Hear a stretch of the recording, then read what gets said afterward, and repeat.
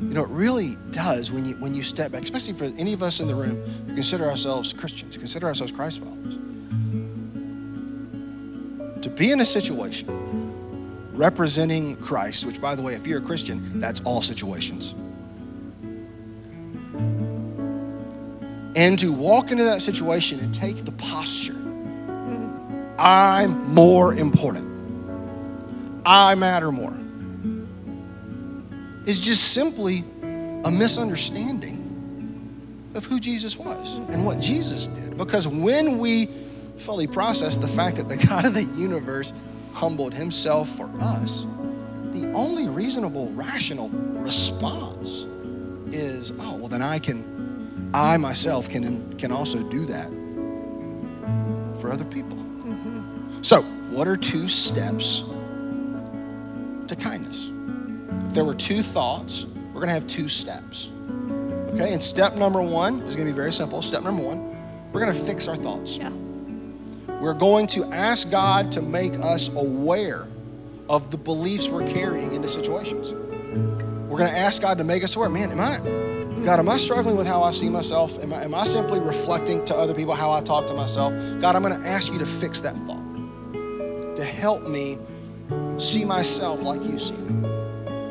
Or is you think about kindness in your life and where maybe you miss the mark a little bit, is yours more in interactions with other people because you've allowed yourself to believe you're more important?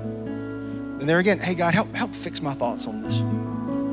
Help remind me that my calling is to value other people and to think about other people and to represent you even in this situation. And so this is going to take some time on your parts today or this week to really think about this. If you have the guts, ask people closest to you. Ask your spouse. Ask your best friends. Ask your employees. Ask your coworkers. Hey, am I kind or not? If you give them permission, they'll tell you. And I always say this: if you answer the question, you have to ask it back. All right? Well, you can't say, no, you're not. What do you want to know about yourself? I do not. It has to be. That's not kind. No, it has to go both ways. But that's how we're going to fix our thoughts. We're going to invite God in and say, yes. Hey, am I thinking something wrong about me? Or am I valuing myself more? But not only are we going to ask God to fix our thoughts, one of the ways he's going to do that is step number 2. We're going to ask God to open our eyes. Asking God to open your eyes to what's going on around you when you have that submitted, knowing who you are in him will change your life. Just ask him to help you notice. Notice if someone's being unkind to you, that they probably have some things they're believing and thinking and feeling that's causing them to do that. Ask God to help you notice that. Ask God to help you notice people suffering around you. My friend Diane, like I said, I know I never said anything to her. She just noticed that I was really not in a good place. She never even asked. She just showed up and was kind.